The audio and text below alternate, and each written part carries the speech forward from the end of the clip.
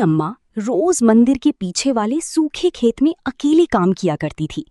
गांव वाले उसका मजाक उड़ाते और कहते, इस बंजर जमीन में कभी कुछ नहीं उगेगा। लेकिन अम्मा हमेशा भगवान पर भरोसा रखती थी।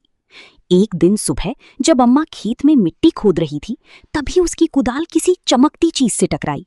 अम्मा ने धीरे धीरे मिट्टी हटाई तो वहां एक पुराना रहस्यमयी कलश दबा हुआ था। जैसे ही उसने कलश खोला, उसमें से तेज सुनहरी रोशनी निकलने लगी।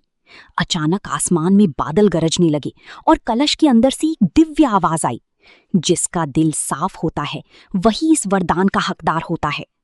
अम्मा डर गई, लेकिन उसने लालच नहीं किया। उसने कलश से सिर्फ थोड़ी सी चावल निकाले और उन्हें गांव के भूखे लोगों में बांट दिया।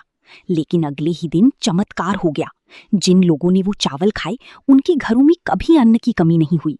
पूरा गांव खुशियों से भर गया।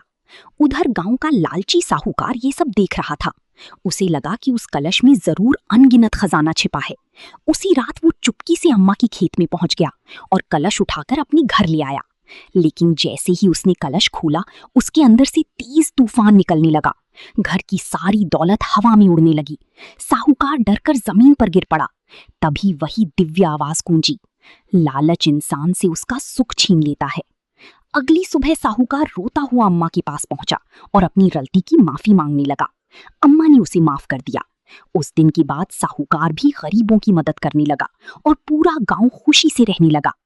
इसीलिए कहते हैं, भगवान हमेशा इंसान का दिल देखते हैं, उसकी दौलत नहीं।